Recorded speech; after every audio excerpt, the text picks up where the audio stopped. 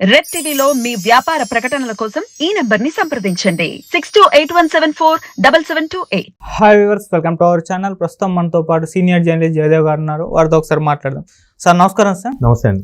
Sir, బాబు మోహన్ గారు ప్రజాశాంతి పార్టీలో join అయ్యారు. సార్ మరి వరంగల్ నుంచి ఎంపీగా పోటీ చేసే ఛాన్స్ ఉంది అని కూడా చెప్తున్నారు. మరి ప్రజాశాంతి పార్టీలో చేరడం పైన మీ ఒపీనియన్ సార్, ఏ విధంగా చూడొచ్చు అంటారు? వాస్తవానికి ప్రజాశాంతి పార్టీ పేరు కేఏ పాల్ గారు అధ్యక్షులు.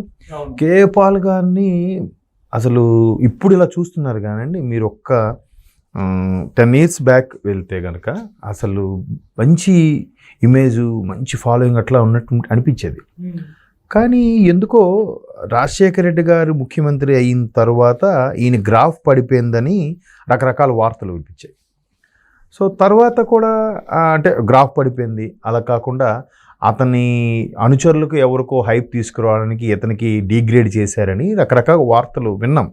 అది ఎంతవరకు వాస్తవం తెలియదు. బట్ ఆయన హైలీ ఎట్లా అంటారంటే ఇంటెలిజెంట్ పర్సన్, అంటే హైలీ దాన్ని ఏమంటారు talkative and with his communication skills also so nice. అంటే ఎస్పెషల్లీ ఇంగ్లీషు అవి నేను చూశాను.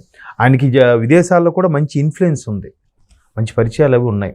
ఆయన చాలా సోషల్ మీడియా ఇప్పుడు లేదు కానీ ఆయనది పర్సనల్ పేజ్లోకి చూస్తే పెద్ద పెద్ద ఇంటర్నేషనల్ ఫేమ్ ఉన్న కారులతో అని ఫోటోలో కూడా చూశాను నేను.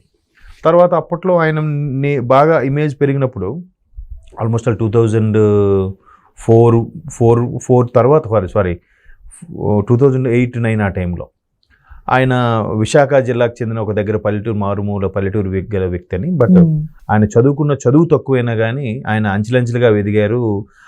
క్రిస్టియానిటీలో ఒక మంచి లీడర్షిప్ క్వాలిటీస్ ఉన్నాయి.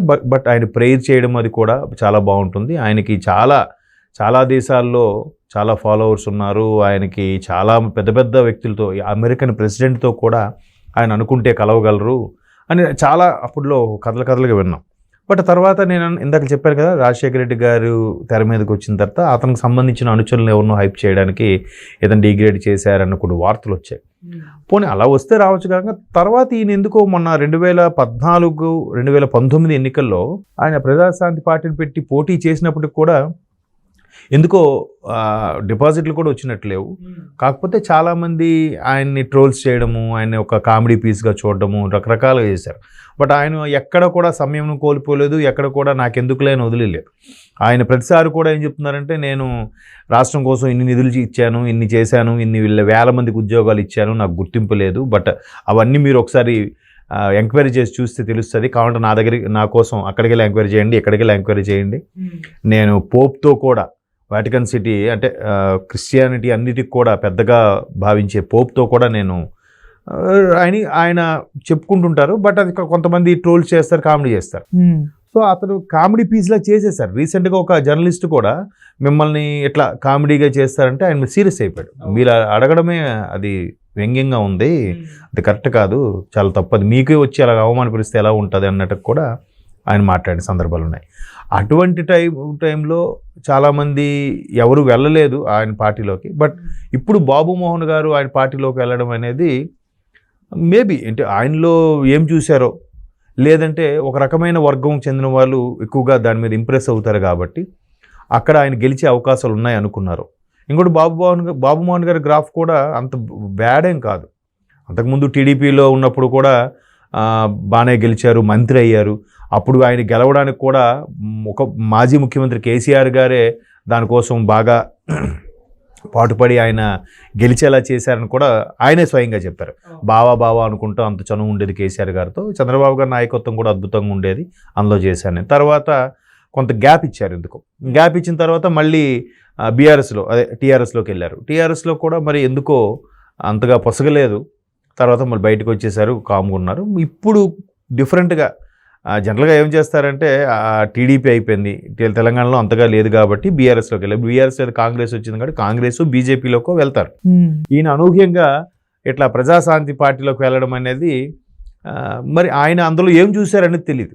ఇప్పుడు చాలామంది ఇప్పుడు ఈయన కూడా వ్యంగ్యంగా చేస్తారేమో, ఇప్పుడు ఆయన పార్టీలోకి ఎందుకు వెళ్ళారు, ఎవరు గెలుస్తారు ఏంటని చెప్పలేము. ఒక్కొక్కసారి అటువంటి వ్యక్తులే గెలిచేసే సందర్భాలు ఉన్నాయి. ఇప్పుడు ఆయన పేరేంటి, బీఎస్పీ ఎంపీ గారు ఇప్పుడు సో ఆయన కూడా ఆ పార్టీ తరఫున గెలిచారు. గెలిచిన తర్వాత ఇప్పుడు ఒకటే గుర్తు అనుకుని గెలుస్తారో లేదో అనుకోవడానికి లేదు. ఇప్పుడు యాప్ ఉంది ఆమ్ ఆద్మీ పార్టీ, అది ముందు ఒక ఢిల్లీకే పరిమితం అనుకున్నారు, ఇప్పుడు మెల్లమెల్లగా విస్తరించింది కదా. నేను మొన్న ఎక్కడో హైదరాబాద్లో కూడా చూశాను 2 చోట్ల ఆమ్ ఆద్మీ పార్టీకి సంబంధించిన పార్టీ ఆఫీసులు ఉన్నాయి. వాళ్ళు ప్రయత్నం అయితే చేస్తున్నారు. కార్పొరేటర్గా అయితే మంచి పోటీ ఇచ్చారంట పర్టికులర్ కొన్ని ఏరియాల్లో. బట్ ఈ సార్వత్రిక ఎన్నికలకు సంబంధించి ఎమ్మెల్యేగా ఎంపీగా ఎంత పోటీ ఇచ్చారనే విషయం తెలియదు నాకు.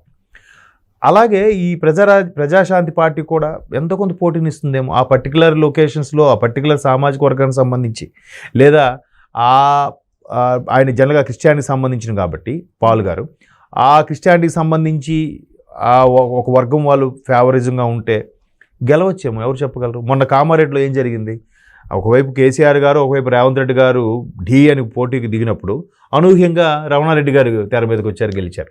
కోర్స్ రమణారెడ్డి గారు చేసిన మంచి ఉంది కాదనట్లేదు, బట్ రమణారెడ్డి గారు ఇద్దరు అట్లా ఢీ పడడం వల్ల ఇది గెలిచారేమో అని నేను అనుకుంటున్నాను. ఆయన మంచివాడు అయితే అవ్వచ్చు కానీ, సో వాళ్ళిద్దరు ఏ ఒక్కరు పోటీ చేసినా రమణారెడ్డి గారు గెలుపు అనేది కొంచెం క్వశ్చన్ మార్క్గా ఉండేదేమో. అవును, రెండు చీలికి పోయేసరికి ఉన్న వాటిలో హైయెస్ట్ అయిందే అన్నట్టుగా అయిపోయింది. ఇప్పుడు మన రాజ్యాంగంలో కూడా ఓటింగ్ ఎలా ఉంటుందంటే, ఒక 10 ఓట్లు ఉన్నాయి ఒక దగ్గర, ఒకరికి 3 వచ్చాయి, ఒకరికి 4 వచ్చాయి. ఆ 4 వచ్చినోడిది గెలుపు. వాస్తవానికి అయితే 4 వచ్చినోడు ఫస్ట్ క్లాస్ కూడా కాదు, అర్థమవుతుందా. సో అలాగా రమణారెడ్డి గారికి కూడా అలాగే వచ్చాయి, ఒకరికి 3 ఇంకొకరికి 3 వచ్చి, ఈయన 4 కూడా కాదు 3.5 వచ్చినట్టు వచ్చాయి పర్సంటేజ్ ప్రకారం. సో అట్లా ఆయన ఎన్నిక ఖాయమైంది. ఇప్పుడు ఈయన కూడా బాబు మోహన్ గారు కూడా సినిమా ఫేమ్ కొంత ఉంది, పైగా ఎక్కడ బ్యాడ్ ట్రాక్ రికార్డ్ ఏం లేదు, పైగా ప్రజాశాంతి పార్టీ అనేది ఉంది, ప్రయత్నిస్తుందని. కాబట్టి అక్కడ వరంగల్లో 2 బలమైన ప్రత్యర్థులు దిగిన తర్వాత అనూహ్యంగా ఈయన గెలుస్తారేమో చెప్పలేం కదా. ఎవరు ఎక్స్పెక్టేషన్స్ వాళ్ళవి, ఎవరి నమ్మకాలు వాళ్ళవి. ఇందుకు లాస్ట్ టైం కూడా కాంగ్రెస్ రాదని తెలిసినా కూడా బండ్ల గణేష్ గారు ఖచ్చితంగా వస్తుంది, లేకపోతే నేను 7 o'clockతో కోసుకుంటాను కూడా చెప్పారు. ఆయన రాలేదు, బట్ అదే నమ్మకం కంటిన్యూ చేశాడు, ఇప్పుడు వచ్చింది. ఇప్పుడు కూడా రేవంత్ రెడ్డి గారు ఏమంటున్నారు, నేను మొదటి నుంచి నమ్మానండి అంటున్నారు. వచ్చింది కాబట్టి నమ్మానని చెప్తున్నారు, రాకపోతే నమ్మానండి బట్ అవ్వలేదండి ఏదో చెప్తారు, అది చెప్పలేము. కాబట్టి ఇప్పుడు బాబు మోహన్ గారు అందులోకి వెళ్ళారంటే ఇంక వేరే ఏదో కారణం కూడా అయి ఉండొచ్చు. ఒక సామాజిక వర్గం సంబంధించా, లేదా ఒక కమ్యూనిటీకి సంబంధించా, లేదా ఒక రిలీజియన్కి సంబంధించిందో ఏదో అట్రాక్ట్ చేసి ఉండొచ్చు, లేదా ఇంకెవరైనా ఆయన ఇన్ఫ్లుయెన్స్ చేసి ఉండొచ్చు, వెళ్ళారు. కేపాల్ గారు కూడా చూద్దాం, ఆయన కొద్దిగా సీరియస్గా మెయింటైన్ చేసి ఏదైనా ప్రయత్నం చేస్తే కొన్ని అంటే పెద్ద బలంగా ఉండే నాయకులు పర్వాలేదు, కానీ మిగతా పోటీ ఇచ్చే నాయకులకు కొంత ఓట్లు చీలికి కూడా జరగచ్చేమో బాబు మోహన్ గారు పోటీ చేయడం వల్ల. అన్నీ కలిసి వస్తే ఆయనే గెలుస్తారేమో. ఇంతకుముందు చెప్పాను కదా, తక్కువ ఉన్నప్పుడు ఆయనకు బెనిఫిట్ వస్తే గెలిచి వచ్చారు. సో దాన్ని అలా చూడాలి. బట్ చాలామంది వ్యంగ్యంగా చూస్తారు, ఈయనేంటి ఇటు తిరిగి అందులోకి వెళ్ళాడేంటి అని. ఎందుకంటే కేపాల్ గారి మీద చాలా ట్రోల్స్ జరుగుతుంటాయి కాబట్టి ఆ ట్రోల్స్లో ఇతను కూడా యాడ్ అవుతాడు అంతే. గెలిచాడు అనుకోండి, వాళ్ళందరి నోర్లు ముగిస్తారు. సోషల్ మీడియా కూడా ఎలా ఉందంటే, అయితే ఎత్తేస్తుంది, లేదంటే పాతాళం తొక్కేస్తుంది. చూద్దాం బాబు మోహన్ గారిని ఎత్తుతుందో పాతాళం తొక్కుతుందో, లెట్ వి సీ.